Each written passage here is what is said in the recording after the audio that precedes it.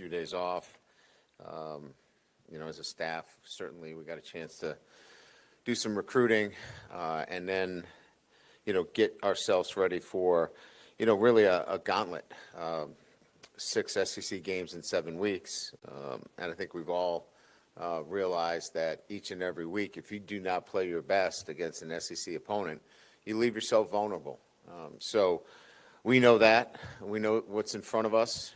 We're excited about what lies in front of us in a sense of, we've got outstanding teams that we're playing. They're nationally ranked. This is the part of the season now where, teams, begin to show what they're made of. And for us, certainly what we're looking for is a complete game. We have not played a complete game. And when I use the word complete game, I'm referring to offense, defense, and special teams complementing themselves and each other, right? What we've had is, bits of really good performances, in particular the second half by our offense, but not a very good start or a good first half by our offense, but our defense playing well. And in particular, you just look to the Ole Miss game where we did not play efficiently enough in the offensively to start the game in the first half, got ourselves behind, and then played well in the second half and had an opportunity to win the game. That can't happen. You leave yourself open to last play of the game, last series of the game, key stop. We just need to play a complete game where our offense complements our defense and special teams. That hasn't shown itself yet. It will. We've worked hard on that. Our players have committed to that. And now we'll get an opportunity to show ourselves against a really good South Carolina team, a team that, I think many know is led by Lenore Sellers, who's an outstanding athlete, incredible arm, has the ability to change a game. We saw what he did against us last year. Certainly somebody that we have to make sure does not wreck the game for us. Coach Beamer does a really good job in all phases, but, their special teams this year in particular, really show themselves.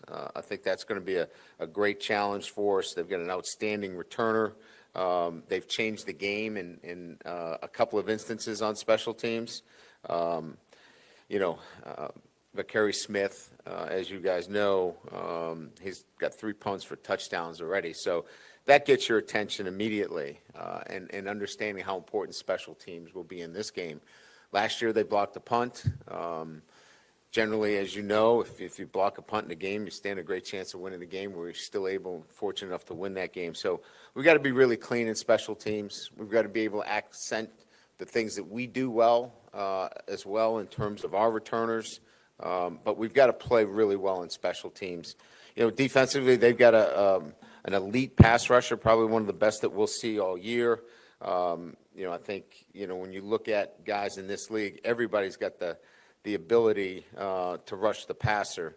But again, I think in our situation, we're going to have to do some things to take care of Dylan Stewart. We're going to have to, be very cognizant of where he is. He can obviously disrupt your passing game, and we'll have to be very, very aware where he is. It's accomplished defense. They've got good pieces back from last year. This will be a great football game in Tiger Stadium. We're excited to be back at Tiger Stadium and look to continue to have our success there. So with that, we'll open up the questions. Coach, obviously you mentioned the importance of complementary football. How much of a part of that is also trying to capitalize more on some of the turnovers you guys are creating on defense and turning those turnovers into more points? Yeah, I think your point is well taken, Koki. Those have turned into field goals.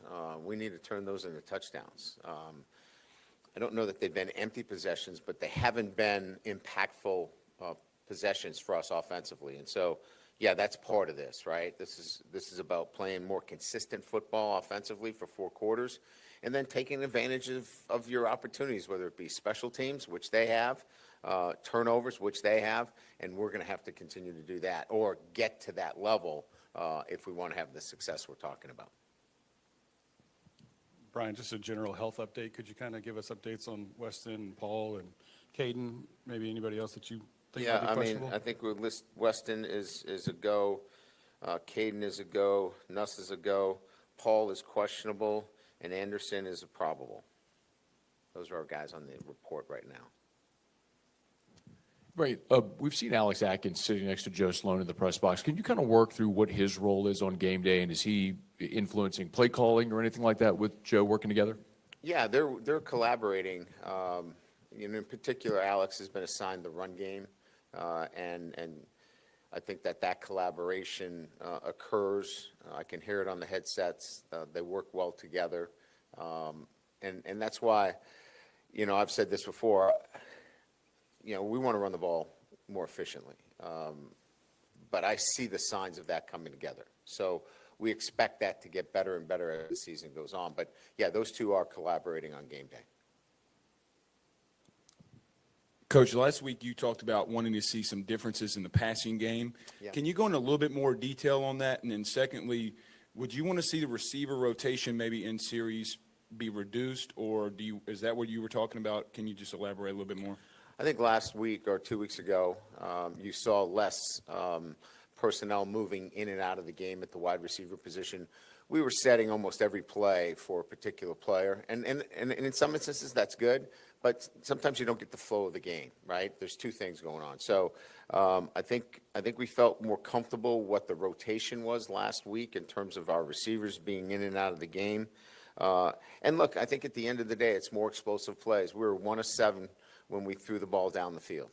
We've got to hit some of those shots that we came up short on.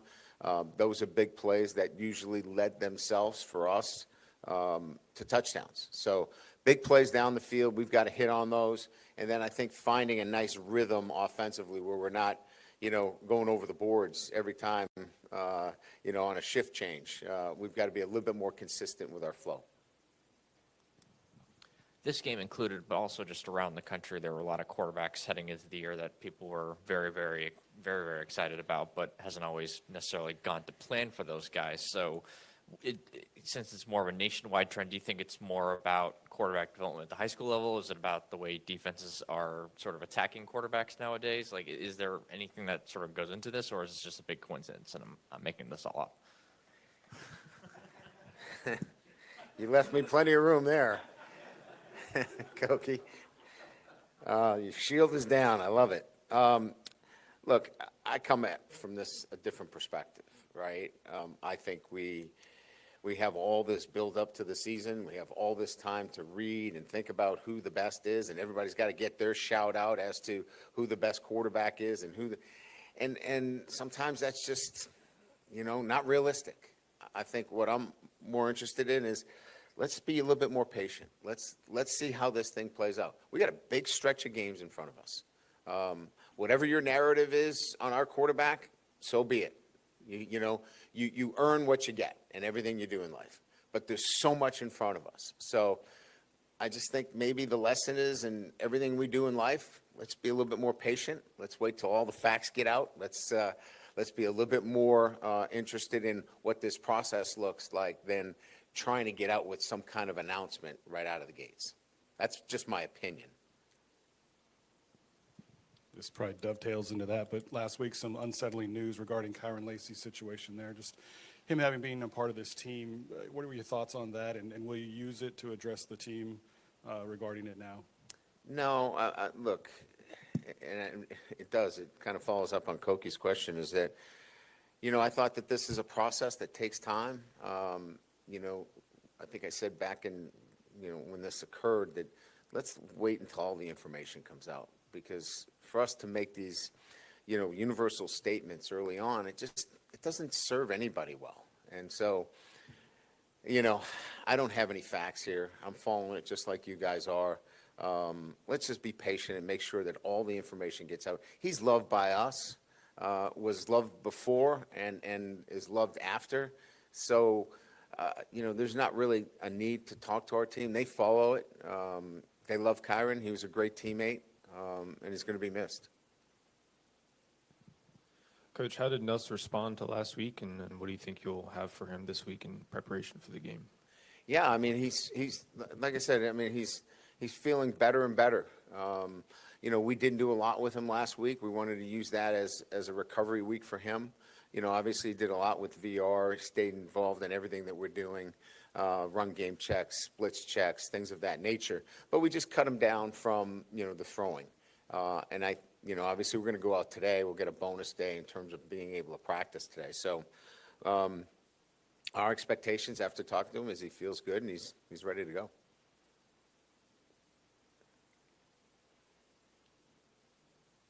Good? We're not letting you out of here that quick. All right. I was hoping. Go ahead, Matt. Whenever Gabriel Elliford was injured, we talked about some of the guys that might rotate behind him. Against Ole Miss, Dylan Carpenter only played 9 snaps. Is there an expectation that that might increase, or are you primarily going to run with the 3 guys? I think it's a game-to-game situation. We trust Dylan, but there's certain situations we want to match those 3 players up in the game. And I think that the way the game was playing, you know, we felt more comfortable with that 3-man rotation. Dylan's in that opportunity to be a guy that plays more, but I think it's going to be game-to-game. Without tipping your hand too much, I mean, were there any other light bulb moments in your self-scout over the bye week that you were like, okay, yeah, this is obviously something we need to look at and figure out? No, I think there would all, you know, we've been so much better in the second half than the first half. You know, just, you know, from an offensive perspective, you know, play a little bit more to our strengths. And really, like I mentioned, much more of an efficient 4 quarters of offense is what's needed. There's no major changes. There's no, hey, we're going to go to a split back veer or do something crazy here. We have to be more efficient in our passing game. We've got to hit shots down the field. And then we have to be much more efficient with the run game. So we've been working hard on it. Our guys have. You know, I'm proud of the way they really locked in last week in a bye week. And my expectations is this offense is going to continue to get better week after week. With a guy like Sellers this week, how do you feel like this team has improved, particularly when it comes to stopping, you know, running quarterbacks, athletic quarterbacks like him? Yeah, I mean, you know, that's the first question that you would expect to hear. You know, last year, Sellers, when he was in, hurt us running the football. So first and foremost, we have to have a plan in place to stop the quarterback run. And then you got to keep him in the pocket. He operates best when he's outside the pocket. So, you know, discipline in pass rush lanes, you know, having a solid scheme up front to take away the quarterback run. And then, you know, let him be who he is, right? I mean, he's a quarterback with great talent. You know, he makes plays outside the pocket down the field. We've got to avoid the big chunk plays that are not scripted. And so, you know, he's a major focus of what we're doing this week. In the off week, in the self-scout, when you look at the offensive line, what are you seeing there? Are they getting close, or, you know, how can they get this running game going? Well, you know, again, you know, getting the running game going is a relative term to, for me, in terms of efficiency. You don't want to be one-dimensional, but you want to be able, when you run the football, you can have some success like we did against Ole Miss late in the game, right? How do you carry that to, you know, where we're going to bludgeon people up front? That's not who we are right now. But we need to have a running game that keeps you honest, that you can't, you know, put 5 guys in the box and cover down with 7 others. So fair box runs, we've got to be better at, you know, and we've got to be able to run the ball efficiently when you give us that look. If you want to play too high safety and give us fair numbers, we've got to be efficient at running the football, and we will be eventually. Brian, right here in the front. I guess 2 real quick. First, for just some clarity, what if anything did Garrett do on the practice field last week, and then 2, with Carius and Weston at the right tackle spot, just is it still an open competition between those guys? How do you just sort of handle that spot along the offensive line? Yeah, Ness was involved in the entire practice. We just didn't have him throw. He threw with a towel, you know, which is just getting the motions and keeping the arm ready. But he did essentially all of the mental work for what we had for the day on the field. Yeah, I mean, Weston Davis obviously couldn't play in the Ole Miss game. But look, he's got some snaps underneath him. Karras is there. If Weston needs a blow, we can also look at Karras inside at the guard position now that, Paul is banged up. So we've got some flexibility with Karras to move him into the guard position or the tackle position. With Nuss being limited last week, what did you see from Michael Van Buren, that maybe in growth from when he first got here to now, and what do you think some things that maybe he needs to work on? I think, he's beginning to command the offense the way I'd like a starter to command it, not a backup. I thought earlier in the year he commanded the offense like a backup. I want him to go in there and with confidence, with communication, and do that. And I thought he did a very good job when he was given the reins last week. So those are all really positive things because I think we see his skill set. He's got a live arm. He's got some elusiveness. He's got some grittiness to him that you can see in game situations. But, we really like Mike. We knew what we were getting in the portal. I think it's just his maturation now as a freshman coming into his own now that he's been in this program. So I thought it was a really good week for him. Yeah, after, if I can go back to Ole Miss for a second, when DJ Chester was available to return in the second half, you all stayed with Kern to start the second half. Why did you all make that decision? Because what we saw in the first half, essentially, I think if there were major issues, Matt, Brad and I would have probably made a decision there to make the change. But we felt like Karras was giving us good energy. He was protecting our edge really well in the passing game. There were a couple of mistakes inside out, which we expected that was going to happen. But by and large, we felt like let's let the young guy play. And that was kind of our sense. The job that Kyle Parker's doing, you have a number of guys like him. Kyle Parker? Yeah. Yeah, just the job that he's doing. Probably Yeah, doesn't even- absolutely. I think he's,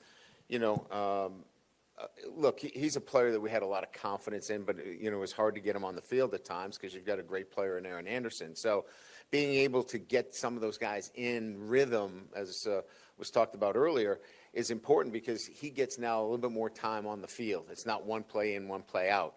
And so I think we've been able to see his skill set. He was really big for us in fourth down. Obviously, a great catch when the ball should have went somewhere else. He catches it and is able to be strong enough to get a first down. So some key catches for us. He's a very important part of our offense. Coach, you mentioned last week about how distractions had been an issue. Some players not locking in for 4 quarters, and you wanted to get that fixed. How do you do that this week before South Carolina as you try to lock in to play complementary football like you mentioned? Yeah, the distractions to me is just, having focus, one play at a time. It's 4 to 6 seconds. You can't let the next play affect the play that's coming up. I think that's sometimes competitive maturity and growing as an individual. I think we have some guys that have that can do that and lock in every single play and not let their play kind of go up and down. It's a process of guys playing and understanding when they see that they're not playing well, they got to remind themselves to lock back in, keep this to a 4 to 6 second play, and move on to the next. And that, I think, as I said, a number of our veteran guys have it. We got to get all of our guys on the same page. You might have talked about this after the Ole Miss game, but I think people said you ran the ball twice in the first half with a running back. Perhaps is it a case of having to stick with it sometimes, even when you're not having success? Yeah, it's circumstantial to a lot, Jacques, in terms of the runs, right? You want to be able to set up what you're doing as a play caller. And look, I think Joe does a really good job. He obviously is under the microscope. I get it. He gets it. We're looking for balance in our offense. And sometimes the circumstances are such that, a run call doesn't make sense here. But we clearly understand the need for balance. We clearly understand the need to complement our defense, and you can't do it just by throwing it. Obviously, a lot of the focus is on the offense or the defense. Gave up some big plays, maybe more than you used to, but at the same time kept you in the game. They were on the field a lot. How did you feel the defense performed at Ole Miss, and what, if anything, needed to be worked on What Well, points we of gave up, emphasis were we this gave week? up 7 points in the second half. You know, anytime against an Ole Miss offense and Lane Kiffin's offense, if you give up 7, you feel like you should win the game. We just did not meet the level of our defense in that game. Yeah, listen, our defensive players to a man would tell you that was not our best game. But if that's not our best game, it was still good enough for us to win the game if we play up to our standards on offense. That's really, when you break it all down, that's the end of the story there. All right, thank you.